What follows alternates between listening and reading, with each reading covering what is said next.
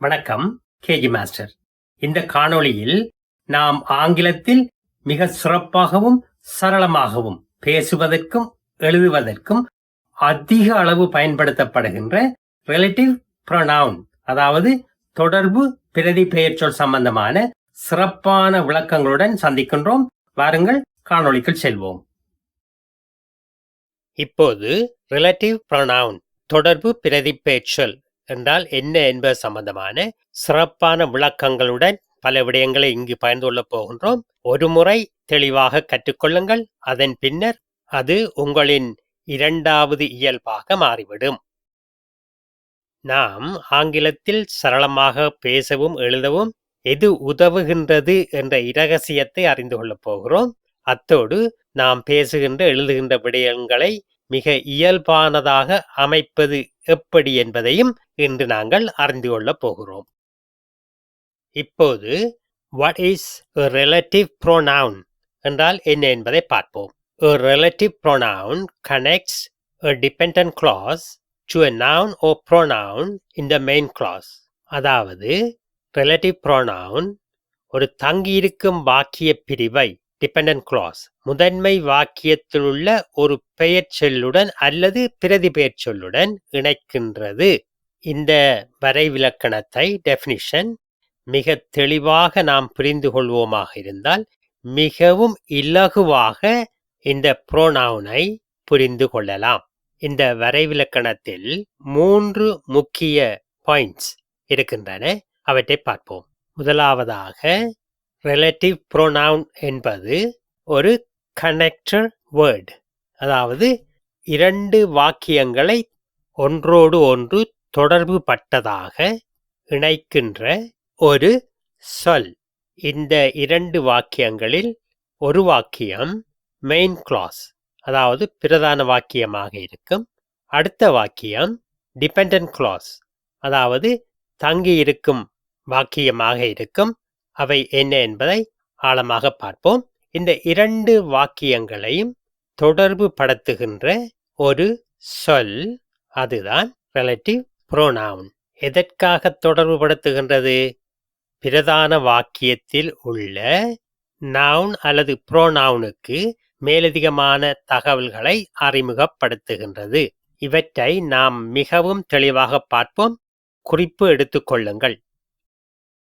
இப்பொழுது நாம் ஏற்கனவே பார்த்த அந்த 3 விடயங்களும், அதாவது ரிலேட்டிவ் ப்ரோனவுனினுடைய தொழிற்பாடுகள் சம்பந்தமாக விரிவாக பார்ப்போம். முதலாவது connects a dependent clause. இங்கே clause என்றால் என்ன என்பதையும் dependent clause என்றால் என்ன என்பதையும் பார்ப்போம்.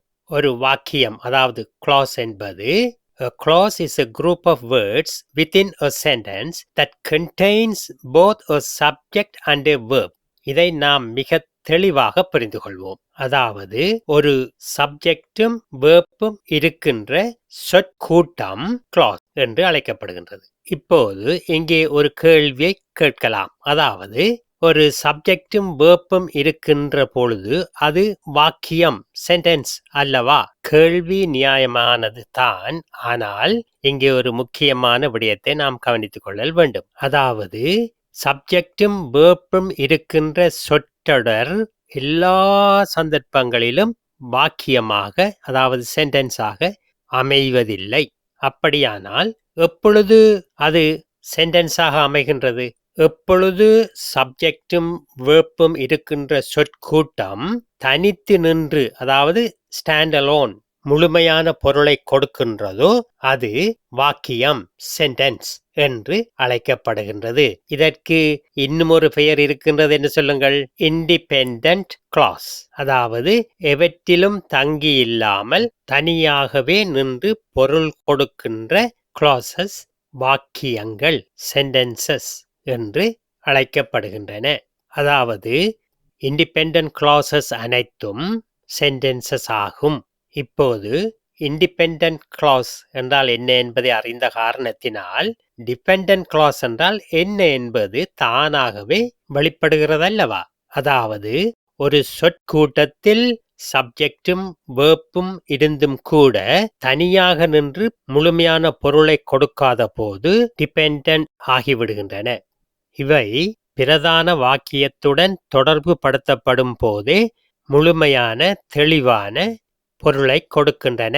இந்த தொடர்பை உருவாக்குவதே ரிலேட்டிவ் புரோனவுனுடைய தொழிற்பாடாகும். டிபெண்டன்ட் கிளாஸை அட்ஜெக்டிவ் கிளாஸ் என்றும் ரிலேட்டிவ் கிளாஸ் என்றும் சபார்டினேட் கிளாஸ் என்றும் அழைப்பதும் உண்டு என்பதையும் குறித்துக் கொள்ளுங்கள்.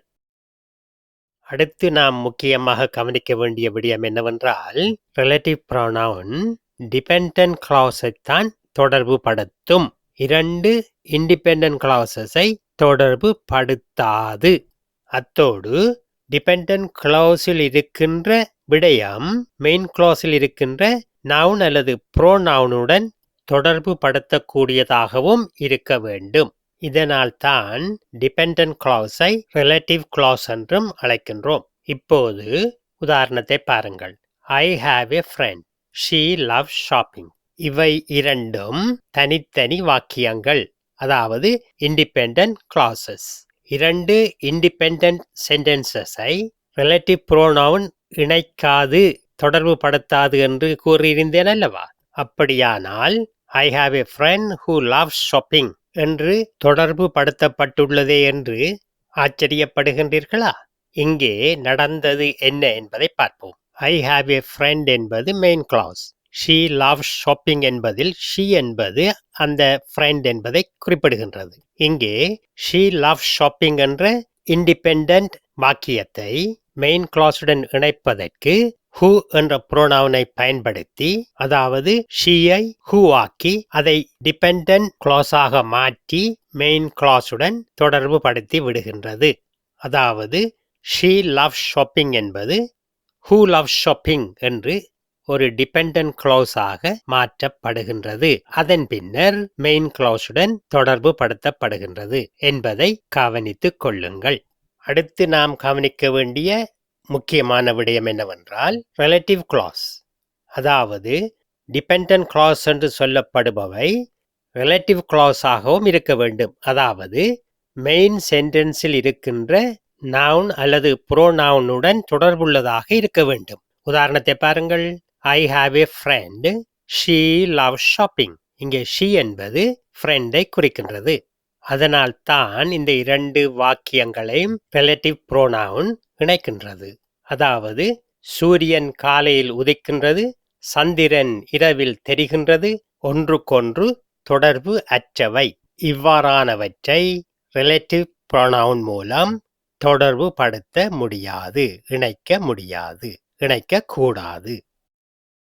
இப்போது நாம் பார்ப்பது ரிலேட்டிவ் ப்ரோனவுன்ஸினுடைய இணைப்பு சொற்கள். Who, whom, whose, which, that. இவை எவற்றுக்கு பயன்படுத்தப்படுகின்றன, எவ்வாறு பயன்படுத்தப்படுகின்றன என்பன இந்த அட்டவணையில் மிக சிறப்பாக தரப்பட்டுள்ளது. மீண்டும் மீண்டும் பயிற்சி செய்யுங்கள். ஹூ என்பது சப்ஜெக்டாக வரும், ஹூம் என்பது ஒப்ஜெக்டாக வரும், ஹூஸ் என்பது பொசெஷன், அதாவது உடைமை சம்பந்தமாக வரும், விச் என்பது அனிமல் திங்ஸுக்கு வரும், நபர்களுக்கு வராது, தட் என்பது பீப்புள், அனிமல்ஸ் அண்ட் திங்ஸ் மூன்றுக்கும் பயன்படுத்தப்படுகின்றது. இங்கே விச் என்பதற்கு நான் ரெஸ்ட்ரிக்டிவ் என்றும் தட் என்பதற்கு ரெஸ்ட்ரிக்டிவ் கிளாஸஸ் என்றும் குறிப்பிடப்பட்டிருக்கிறது அல்லவா? அவற்றை என்னவென்று பார்ப்போம். இப்போது முன்னர் குறிப்பிட்ட ரெஸ்ட்ரிக்டிவ், நான் ரெஸ்ட்ரிக்டிவ் என்பவற்றின் முக்கியத்துவத்தை பார்ப்போம். ரிலேட்டிவ் ப்ரோனவுனை முழுமையாக புரிந்து கொள்வதற்கு இவற்றினுடைய தெளிவு மிகவும் முக்கியமானது. இங்கே ரெஸ்ட்ரிக்டிவ் கிளாஸ் என்பது ஒரு வாக்கியத்தின் பொருளை வெளிப்படுத்துவதற்கு மிகவும் அவசியமானது. அதாவது இவை எசென்ஷியல் இன்ஃபர்மேஷன். உதாரணத்தை பாருங்கள். Cars that are electric are quiet. இங்கே நாம் எலக்ட்ரிக் கார்ஸ்களை பற்றித்தான் பேசுகிறோம். எனவே இவற்றிலிருந்து நாம் அந்த கிளாஸை அகற்றினால் அந்த வாக்கியம் சொல்ல வேண்டிய முக்கியமான தகவலை சொல்ல முடியாது. அத்தோடு ரெஸ்ட்ரிக்டிவ் அல்லது டிஃபைனிங் அல்லது எசென்ஷியல் கிளாஸுக்கு காமா பாவிக்க கூடாது. அடுத்ததாக நான் ரெஸ்ட்ரிக்டிவ், நான் டிஃபைனிங், நான் எசென்ஷியல் கிளாஸஸ் வருகின்ற பொழுது அந்த எக்ஸ்ட்ரா இன்ஃபர்மேஷன், நான் எசென்ஷியல் இன்ஃபர்மேஷன் இருக்கின்றது அல்லவா, அவற்றை கொமா மூலம் அடையாளப்படுத்தல் வேண்டும். அதாவது கொமா பயன்படுத்தி நேர்த்தியாக வேண்டும். உதாரணத்தை பாருங்கள். My car, which is electric, is very quiet. இங்கே which is electric என்பது non-essential, non-restrictive, அதாவது எக்ஸ்ட்ரா இன்ஃபர்மேஷன். ஏனெனில் அந்த தகவல் இல்லாமலும் வசனம் பொருள் கொடுக்கும். உதாரணமாக my car is very quiet. எனவே எக்ஸ்ட்ரா இன்ஃபர்மேஷன், அதாவது அடிஷனல் இன்ஃபர்மேஷன் நாங்கள் கொடுக்கின்ற பொழுது கொமா மூலம் அவற்றை அடையாளப்படுத்தல் வேண்டும். இப்போது சில முக்கிய குறிப்புகளை நீங்கள் பார்க்கின்றீர்கள். இங்கே who அல்லது whom எதை தெரிவு செய்வது என்பதை எவ்வாறு நாம் கண்டுகொள்வது? மெயின் கிளாஸில் உள்ள நவுன் அல்லது ப்ரோனவுனையும் வைத்து பார்க்கலாம். அல்லது யார் என்ற கேள்வியை கேட்கின்ற பொழுது he அல்லது she என்று வருமாக இருந்தால் who பாவிக்க வேண்டும்.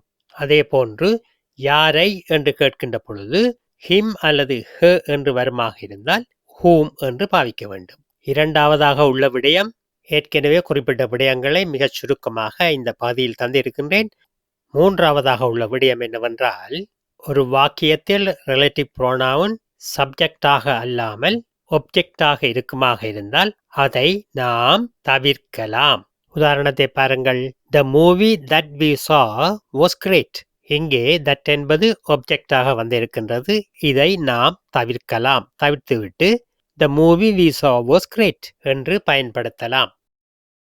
இப்பொழுது தவறுகளை தவிர்த்தல் சம்பந்தமாக பார்க்கிறோம். பெரும்பாலானவர்கள் செய்கின்ற தவறு, முதலாவது double subject. Relative pronoun who என்பதை பாவிக்கின்ற பொழுது அதை மட்டுமே பாவிக்க வேண்டும். காரணம் என்னவென்றால் who என்பதே சப்ஜெக்ட் ப்ரோனவுனை ரிப்ளேஸ் பண்ணுகின்ற சொல்தான். எனவே மீண்டும் பாவிக்க கூடாது.